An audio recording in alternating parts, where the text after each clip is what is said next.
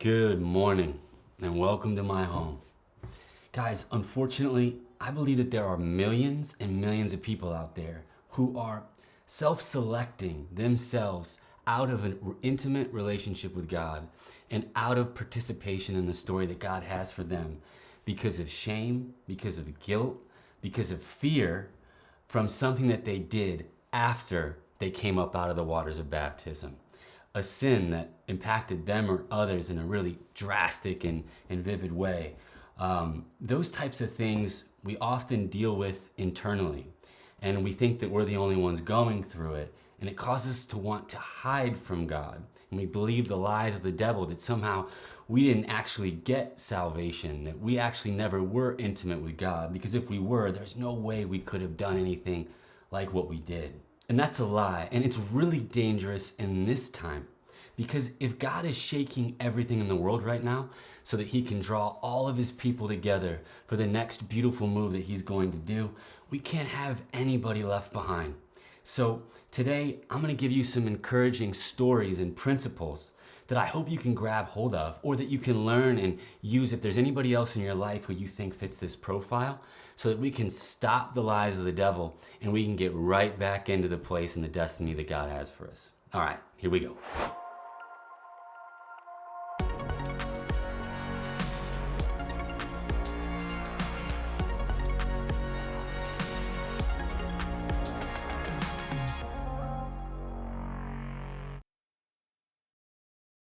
So the first principle that we're going to go over today is that we need to have the right type of humility, not the wrong kind of shame. So giving God control of your life comes from a place of humility, not only when things are going well and not thinking that you're going to go your own way and do your own thing, but also when you're at your lowest point, realizing that it shouldn't be in your hands to make the decisions about whether or not you are worthy. It's in Christ's hands, and he made us all worthy. And this principle is illustrated quite well in the Old Testament in 1 Samuel when David was at his lowest point. Let me give you a quick recap here so it really hits home.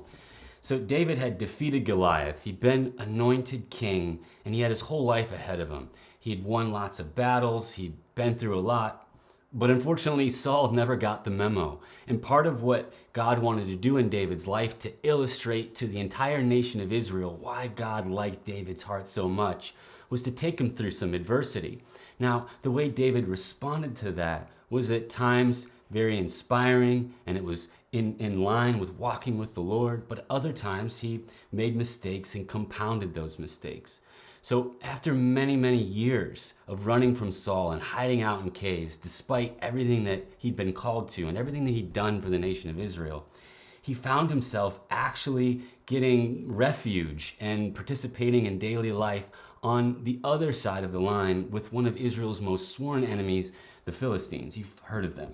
And the Philistines were actually getting ready to go to battle against Israel, against David's people. And David and all of his friends and the warriors who had been loyal to David, even though he'd been hiding out and running around, they decided that they were going to go to war with the Philistines against Israel. They had sort of accepted that this was going to be their life and these were going to be their people. And even the Philistines became uncomfortable with that. And the king of the Philistines said, "You know what, David, we're uncomfortable with you coming with us to battle. We're really not sure how that's going to go. And even though you say you're loyal to us now, we actually don't believe it. That's not what we see on you. So why don't you just go back home?" Now, this is where the sad part of the story starts.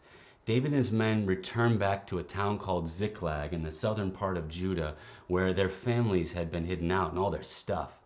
And what had happened was the Amalekites, the other neighboring tribes that were enemies with Israel and the Philistines, had raided their entire town, had taken away their families and their children and all their stuff. And they just broke down and started weeping, just how we would. If you came home one day with your friends and all of your families had been kidnapped and all of your stuff had been taken and you were already in exile from where your homeland was, that you would reach your wits' end. And that's what happened to David, and that's what happened to his men. In fact, David's men even considered stoning him, and they blamed everything on David. Likely, this was probably his fault. Because, why were you even on the Philistine side? Does that seem like you were trusting God? And why were you going to war against your brothers? I mean, these are probably the conversations that they had. If they never would have done that, if they would have stayed home, this never would have happened. I think if you look back and compare yourself to how far maybe you think you've fallen since you met Christ and came up out of those waters, I think you would agree that, this is certainly in parallel, if not far worse than that. But what does David do when he's sitting there at his lowest moment? Does he give in to the shame? Does he get scared and pick up his sword and say, come on guys, we're gonna go get him back? Does he maybe even admit defeat and run and hide? No.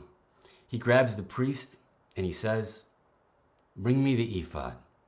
Now, you're wondering, what's an ephod? Ephod is just a priestly dress that the priests wore within the temple to do the sacrifices to the Lord and to seek the Lord and to manage God's presence in that holy place. And symbolically, David was taking the last piece that he had. He was grabbing on anything from home, anything that could help him get within the presence of God. He had dust, he had scraps, and he said, despite all that, God, I'm not going to do anything unless you tell me to do it. I'm not going to go and try to win back my family even unless you will go with me. And he inquired of the Lord. He said, Lord, will you go with us? Will we be successful? And the Lord said yes. And you guys, the cool thing is that was the very beginning of things going up and up and up for David for really the rest of his life. And I think that can be a great inspiration for you, that you say, no matter how or where you are in life or what you think you've done to deserve not to be a part of God's plan, we're talking about King David, who had defeated Goliath, who had for many years honored God by not fighting back against Saul, still saying, my life is not my own. God, I'm going to grab my scraps and I'm going to put them in your hands. All right, so point number 2, we're going to stick with David. And what we're going to be illustrating with his most famous kind of misstep with Bathsheba is that after your darkest moment, when you actually had maybe just committed that sin, what you need to do is run to worship the Lord, not run away from him, and move forward. After his lowest point that we just discussed, Saul was killed in battle, David was made the king of Israel, and he united both the north and the south and all of the tribes into one united country, headquartered in God's holy city, Jerusalem. But as we know, the more famous story, David and Bathsheba, his eyes wandered. He saw another man's wife, he slept with her, and then he had her husband killed to try to cover his tracks. And you might be thinking, David, you experienced all these things from God. It's 3 steps forward, 2 steps back. And hopefully you're seeing a pattern here that's meant to be our inspiration. But what does David do when the prophet Nathan tells him that God has seen what he's done? How does David respond? David immediately says, I have sinned against the Lord. He's realizing, he's confessing what he's done. And him and God have a very beautiful back and forth where God says to him, David, I've given you the whole kingdom. I've given you a great family. I've delivered your enemies into your hands. And I would have given you even more if you just would have asked me. But instead, you did this evil thing that has embarrassed me and it's embarrassed you. And so because of that, because of my justice, what I have to do is I have to bring consequence. And so he said that his own wives and his own families would cheat on him in public, and that the son that came from this extramarital affair would be killed as well. And so, what David does next is he fasts and he prays and he continues to worship. Despite his public guilt, despite his public shame, despite the consequences. Again, he's not running away from the Lord. He's running to worship, to fast, to prayer. And he's seeking the Lord, trying to get justice for this baby, trying to get potentially a reunited relationship with himself, trying to just show God, I love you, even though my heart stumbled. And unfortunately, the Lord said, you know what, my justice means that this baby is not gonna live. But what I want us to keep in mind is that another time when God's people, Abraham, decided to mistreat a woman and a boy, and what happened? That's the story of Hagar and Ishmael. And what happens? God meets them in the desert right when they're on their deathbed and said, I am the God who sees, I am just, and I will deliver the boy. And in fact, later on, David even says, right now, I've got to focus on moving forward. The boy will not be returned to me in this life. I'm going to go to the boy in the next age, in the next life. David had tunnel vision. He knew that, okay, I've worshiped, I've prayed, I've fasted, I have my consequences. Despite any shame I have or embarrassment, it's important that I put one foot in front of the other and I walk forward with God's plan, and that I don't allow the devil to put death and darkness on me and compound my mistakes. All right, so point number 3. This is really important. It's the story of Peter denying Christ and what Christ did for him afterwards, what you want to be on a lookout for, because God knows our heart will fail. God knows that no matter how close we are to him, even if we're a disciple of his, walking with him every day in his earthly life, he knows that we're going to stumble, and he's putting things in our life to try to help us get back to him. This is an incredibly powerful, encouraging story. We see Peter sitting with Jesus and the other disciples right before Jesus' crucifixion. And Jesus warns him. Jesus is preparing him. Hey, look, I know you're going to deny me. And no matter how much Peter said, this will never happen, my heart would never let it happen, I would die before I would deny you, it's exactly what happened. Peter got in the moment and his heart was too weak. Even though his heart was after God, he wasn't ready for that type of situation. And that's how you need to see your life too. If you've stumbled after you've entered into a covenant relationship with God, it's because your heart wasn't ready. And God wants you to know he already knew that. And right now, just like he did for Peter, he's trying to put things in your life, not to prove to him that your heart is ready and your heart is healed, but to prove to you that it is. Because he knows that our conscience and our mind and our hearts are weak. So after Jesus is resurrected, Jesus is sitting on the beach and he's got some coals and he's cooking some fish, and the disciples see him and they run out of their boat and they've got more fish that he's provided for them, and they're having a nice brunch, and Jesus looks over at Peter and he asks him 3 times, Peter, do you love me?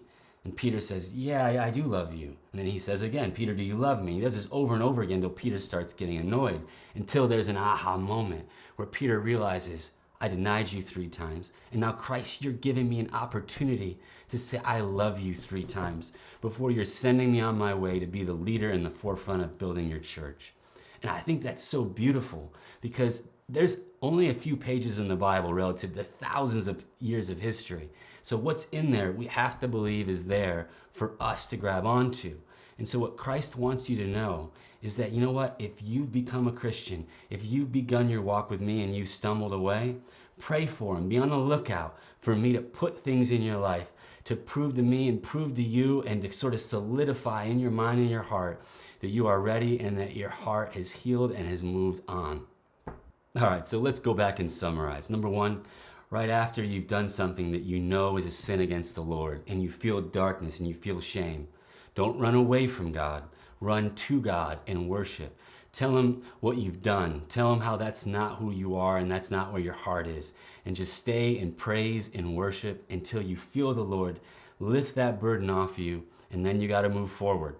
You got to have tunnel vision. You can't allow what other people think about you or what other people say about you to block getting in the way of marching forward in God's story, what he has for you. Well, how do you march forward?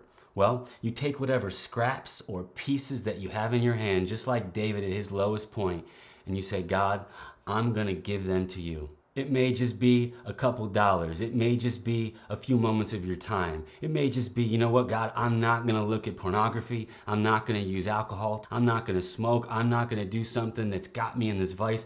I'm not going to do it just today. That's the only strength that I have, and I'm going to give that to you to honor you so that I believe you'll provide the increase. Remember, it's all about having the right type of humility, not the wrong type of shame. And guys, I want to leave you with a very personal story to show you something in my background and how I experienced this, and a revelation that God gave me in real time to help keep me moving forward.